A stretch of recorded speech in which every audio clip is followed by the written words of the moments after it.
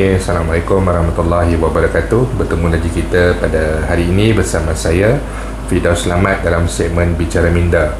Okey, jadi seperti biasa, bagi yang baru sahaja datang untuk menonton buat pertama kali, saya mohon anda untuk subscribe ke channel saya.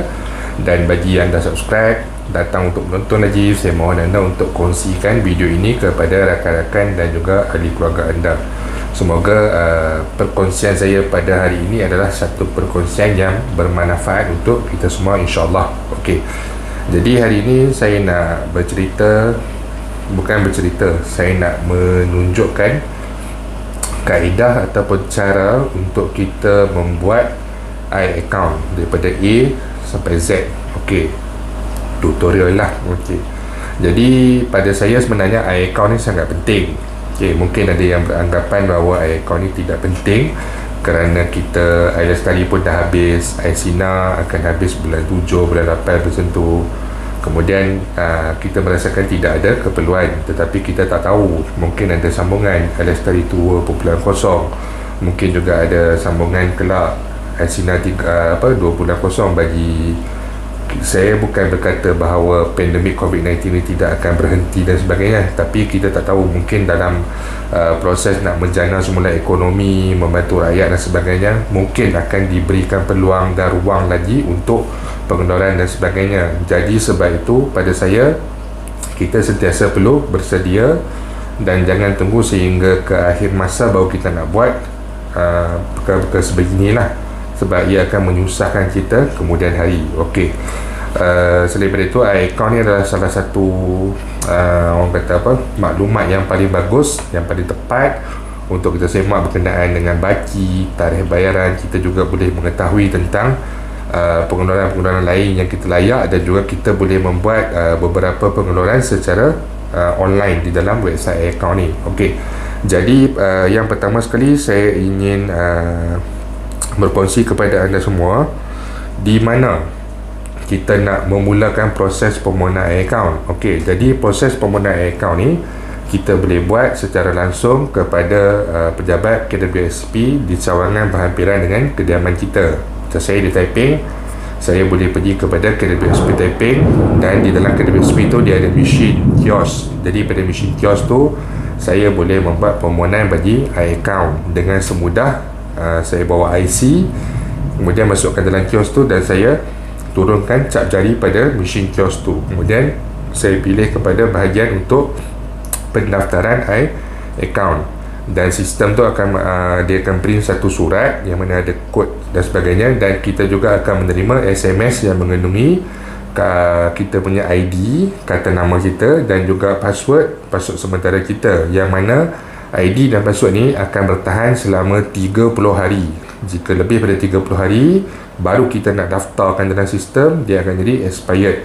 Jadi kalau hari ini kita pergi, contoh hari ni hari Isnin, contoh lah kan, kita pergi, kita buat pendaftaran di kios tu, jadi kita balik tu kita ada masa 30 hari. Kalau boleh buat cepat-cepat. Okey, bagi untuk yang ingin pergi ke kios KWSP, kita perlu membuat temujanji online terlebih dahulu, sebab KWSP dia tidak akan menerima orang kata pelanggan secara walk-in yang datang secara terus. Semua urusan di KWSP perlu melalui temujanji secara online. Temujanji secara online, anda boleh masuk di website KWSP, dia ada pilihan pautan untuk temujanji online, dan anda boleh pilih KWSP di kawasan anda.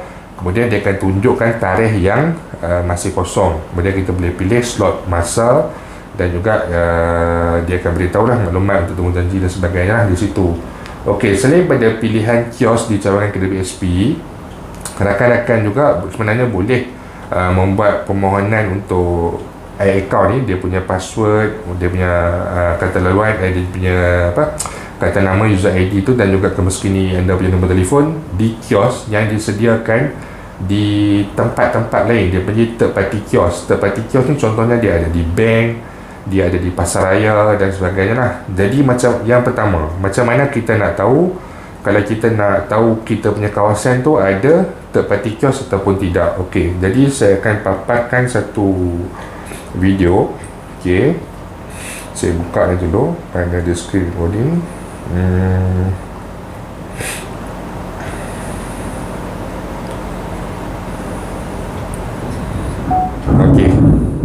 Sekarang saya akan paparkan skrin bagi laman sesawang, nama web kwsp.gov.my.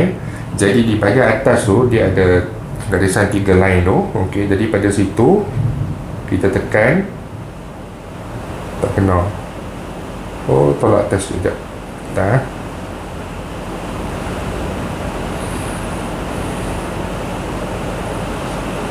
Okey, sebentar.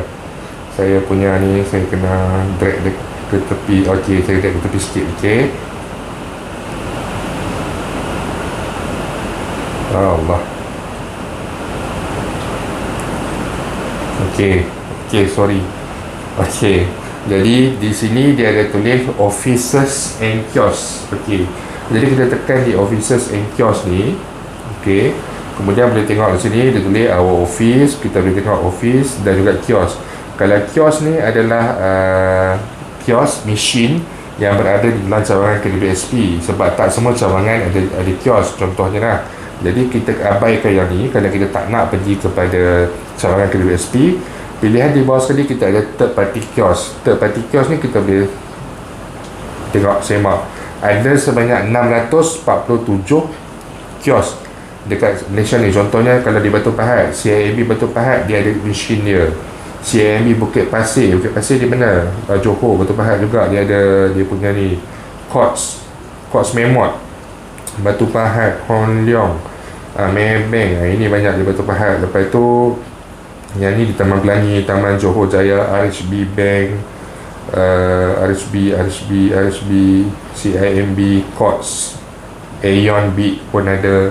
Jadi apa yang saya boleh katakan di sini adalah yang sepengetahuan saya, antara tempat-tempat yang ada kios adalah bank, RHB Bank dan juga CIMB, Courts Memot, dan juga tadi saya baru pasal satu Aeon. Jadi dia bergantung kepada negeri-negeri kita. Ada KWSP sediakan kios. Anda hanya perlu pergi pada kios third party ni, bawa IC, ada cap jari, turunkan cap jari, buat pendaftaran iAccount. Anda akan mendapat SMS untuk kata laluan dan juga password sementara. Jadi dalam masa 30 hari anda boleh mendaftarkan anda punya iAccount. Okey, satu perkara selesai.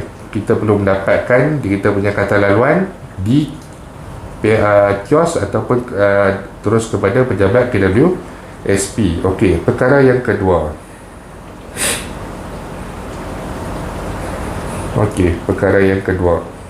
Jadi saya akan Allah Akbar, salah tekan tak. Ini saya akan tunjukkan gambar di tepi ni. Okey, jadi bila kita dah ada kita punya password yang diberikan melalui SMS untuk didaftarkan dalam tempoh 30 hari. Okey, yang pertama sekali kita akan receive, kita akan terima password. Password itu contohnya seperti yang saya paparkan. KWSP, you have successfully registered for iAccount. Please log into your iAccount within 30 days via my EPF bla bla bla dan sebagainya lah. Dia tulis macam ni. Jadi dia akan bagi user ID dan juga password. User ID tu kata nama kita, password tu adalah kata laluan. Jadi kedua-dua tu kita kena isikan di laman web KWSP. Yang tu nanti saya akan tunjukkan di penghujung video. Okey, kemudian kita pergi kepada laman web iAccount. Saya tunjukkan laman web iAccount. Jadi masukkan user ID yang anda dapat daripada SMS tadi. Katalah dia bagi user ID dia ABCDEFG. Boleh ABCDEFG. Kemudian tekan next dan masukkan password. Password yang kita dapat tadi dalam SMS tu adalah contohnya 12345 ABC. Kita pergi in 12345 ABC. Okey, tekan login. Jadi bila kita tekan login, dia akan paparkan dia punya terma dan syarat ataupun dalam bahasa Inggerisnya term and condition. Term and condition ni dia menjelaskan bahawa kegunaan iAccount ni untuk macam ni dan sebagainya. Dia punya terma, syarat dia, kita sebagai pengguna apa yang kita perlu faham, KWSP sebagai penyedia perkhidmatan apa yang dia disediakan dan sebagainya. Okey, jadi di terma ni di bawah sekali tu nanti dia ada untuk check button tu, kita perlu tandakan I hereby confirm that I have read. Yang saya dah baca, saya dah faham dan saya setuju dengan terma dan sebagainya. Tandakan tick pada button tu, kemudian kita tekan next. Okey, kita tekan next. Bila kita tekan next, dia akan keluar pada skrin seperti yang tunjukkan gambar ni, first time login kali pertama. Okey, secara automatik dia akan membaca nombor IC kita, nombor IC saya 8 nombor bawah. Okey, kemudian nama saya Firdaus bin Selamat. Okey, jadi di bawah tu seperti yang dipaparkan di gambar ni ada 3 perkara. Okey, yang pertama user ID. User ID ni adalah satu kata nama yang kita nak letakkan dan kita kena ingat lah. Contoh kalau kata macam yang duduk dalam Facebook ni ada guna apa, Mentari Senja, lepas tu yang famous Khairul Azmi ke apa kan, dia nak guna nama tu, jadi boleh guna selagi mana orang lain tak ada guna. Khairul Azmi 90 contohnya, Mentari Senja 38, lagi siapa lagi, Melisaku, Melisaku, apa-apa sajalah. Okey, kemudian new password yang diberikan dalam telefon bimbit tadi adalah password sementara. Di sini kita kena tukarkan kepada password kita sendiri. Katalah kita menggunakan satu password yang kita senang hafal, terpulanglah anda nak guna password apa. Kalau boleh janganlah password yang orang senang teka. Kita gunalah apa-apa. Dia adalah kombinasi 8 jenis askara, gabungan antara huruf dan juga nombor. Contohnya A, B, C 1, 2, 3, 4, 5. Cukup 8 dia boleh menjadi password anda.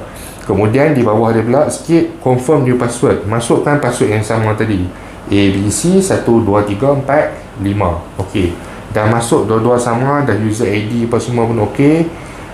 Di bahagian bawah dia ada satu gambar, dia kata online image. Okey, online image ni sudah suruh kita pilih.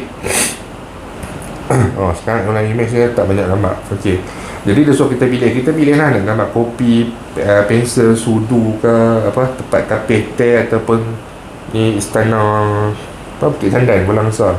Kita boleh pilih. Ini adalah okey, saya sambung pada tu.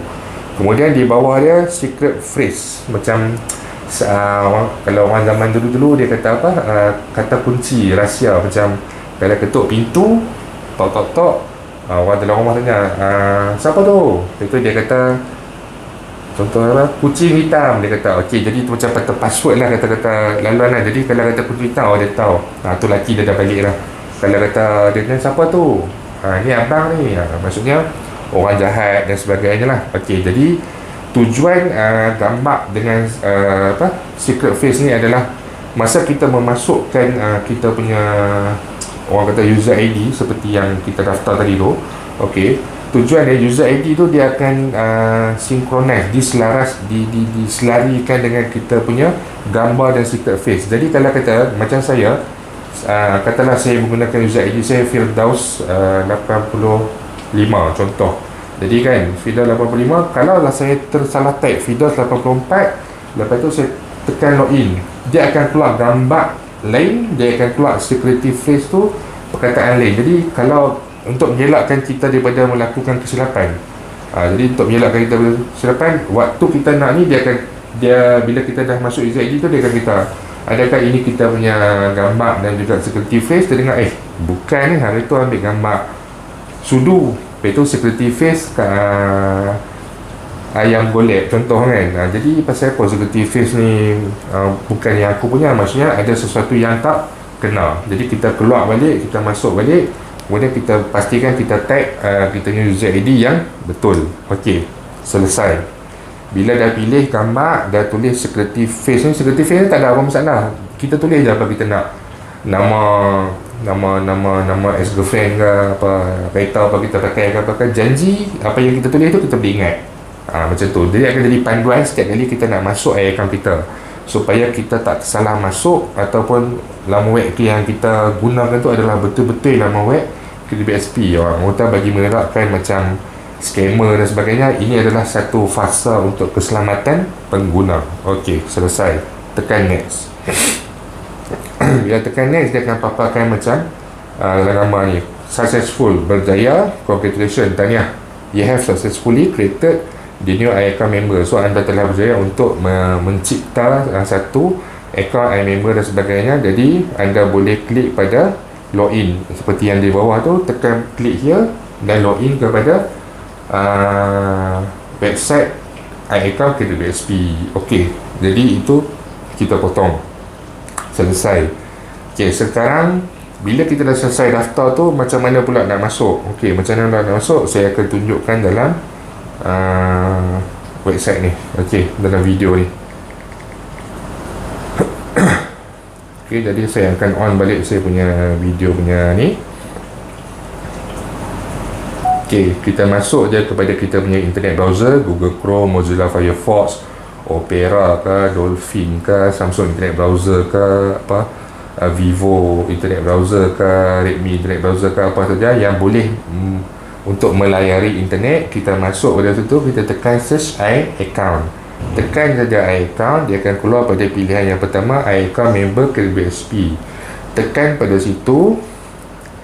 Okey, dia akan keluarkan laman web iAccount. Jadi tadi kita dah buat pendaftaran, dah berjaya dah. Okey, sekarang ni kita dah tak boleh guna lagi password yang diberikan secara sementara tadi. Jadi kita kena gunakan password yang kita dah user ID dan juga password yang kita dah pilih tadi. Contoh, okey, saya masukkan saya punya user ID saya. Okey, kemudian saya masukkan password saya.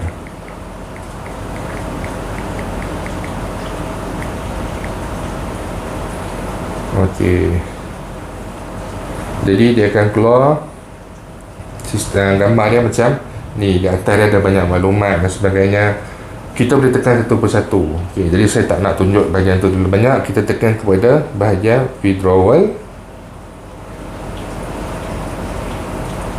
Tak mau kena pula.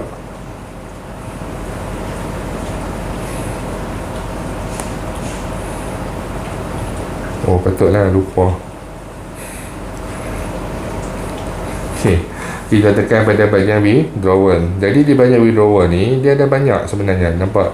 Dia ada e-pengeluaran. E-pengeluaran ni kita boleh memohon pengeluaran secara dalam talian. Contohnya untuk pembelian rumah, untuk masalah kesihatan dan sebagainya, kita boleh menggunakan e-pengeluaran.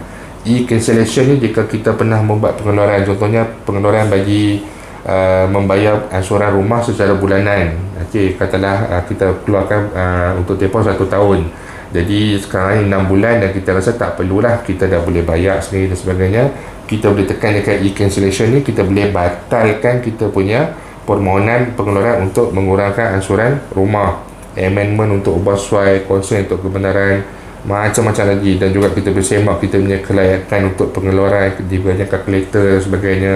Jadi pada sini untuk fokus pada asinan, kita tekan pada withdrawal history. Kemudian kita tekan kepada perkataan asinan ni. Ramai yang tak dapat lagi perkataan ni, boleh tekan. Saya tekan ya, bawa dia masuk. Jadi dia tulis, okey, kelayakan pengeluaran RM10,000, bayaran pertama berapa? 1,000, 5,000, 1,000. Okey, jadi di sini dia ada details, maklumat, mula pembayaran bila, tarikh kelulusan bila, tamat bayaran bila, lepas tu kemasukan bayaran secara bulanan. Dekat sini kita boleh tengok bila, berapa amount dia, status masih lagi aktif. Okey, jadi sini pentingnya iAccount sebab ramai lagi yang masih keliru, yang masih tak tahu. Bulan lepas dia dapat duit 8 bulan 3, dia dapat duit 9 bulan 3, 9 tak mana, 8 bulan 3, 7 bulan 3, 6 bulan 3. Tapi bulan ni tarikh berkenaan 6 tak dapat, 7 pun tak dapat, 8 bulan April pun tak dapat lagi. Sebab apa? Mereka pun jangan tak ada iAccount. Mereka tanya saya pun tak boleh jawab. Kalau anda ada iAccount, dekat sini anda boleh tengok. Anda boleh tengok dekat monthly recurring payment end date ni, dia tulis 9 Julai. 9 Julai ni adalah bayaran tamat. 9 tu adalah tarikh pembayaran bagi kita setiap bulan. Jadi bagi yang duk terima bulan 3 ni, 6 hari bulan, 7 bulan, 8 bulan, dekat monthly recurring payment end date ni, dia dah bukan lagi 6, 7 ataupun 8. Dia mesti nombor lain, tarikh lain. Contohnya kebanyakan bertukar kepada 13 Julai 2021. Dia akan habis pada 13 Julai. Maksudnya setiap 13 Julai, setiap 13 hari bulan, 13 bulan April, 13 bulan Mei, 13 bulan Jun, dia akan masukkan bayaran pada tarikh-tarikh itu. Sebab tu bagi yang tak ada iAccount ni dan mereka tahu bayaran terakhir mereka terima, contohnya pada 7 Mac, bila 7 April mereka pergi bank tak ada bayaran. Sebab apa? Sebab tarikh tu dah ditukar. Jadi anda tak boleh semak sebab anda tak ada iAccount. Sebab tu pentingnya untuk kita daftar iAccount. Kalau tak reti guna, tak apa, sebab ramai orang boleh ajak kan. Saya sendiri ada banyak buat tutorial. Hampir setiap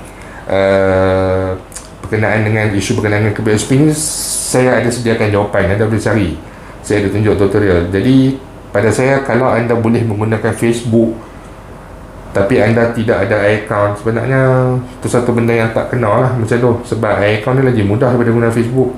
Saya kadang nak guna Facebook, saya nak login saya punya password pun sahaja kena key in kod keselamatan 6 digit dia send kat handphone lah, kod tak dapat, tiba-tiba sahaja kena lock, kena block lah, macam-macam. Jadi sebenarnya masuk dan melihat account ni lagi senang daripada masuk dan menggunakan Facebook. Kalau Facebook anda boleh sampai chat, anda boleh cari saya, ada yang boleh cari nombor telefon saya, dia WhatsApp saya, dia kata dia dapat nombor telefon saya dekat Facebook dan sebagainya. Kira terror. Tapi sayang tak pakai account. Jadi sepatutnya kemahiran yang ada tu kita gunalah pada benda yang sepatutnya. Okey, beri kecil juga. Okey, jadi itu saja yang saya nak sampaikan pada hari ini. Saya harap bagi yang masih lagi belum ada, boleh stop ni, bagi yang masih lagi belum ada account, daftar account. Gunakan kesempatan sekarang PKPP ni, kita boleh bergerak dengan lebih selesa sikit, tidak terhad dan sebagainya. Kita boleh pergi kepada kios, ada masa cuti ke apakah, kalau kita tempat kita macam contoh saya di Selama, Pondok Tanjung, tak ada kios, tak ada ni. Jadi kalau kata ada cuti Rabu, orang tak ramai dekat bank sebagainya, mai lah RHB Bank, mai CMB Bank, dia pun ada mesin. Jadi kita mai pagi, kita tunggu bila lepas nak buat apa, katalah kita nak daftar account, dia pagi kita masuk. Mudah saja. Yang penting nak dengan tak nak sahaja. Okey, jadi panjang dah video ni. Saya pun tak larat nak cakap. Itu saja untuk hari ini. Seperti biasa, terima kasih lagi sekali bagi yang datang menonton. Seperti biasa juga, jangan lupa untuk subscribe, jangan lupa untuk sharekan video ini kepada rakan-rakan dan juga keluarga anda. Semoga apa yang saya sampaikan ni dapat membantu anda, especially bagi yang tidak lagi mendaftar account. Okey, itu saja untuk hari ini. Terima kasih banyak lagi sekali. Assalamualaikum warahmatullahi wabarakatuh.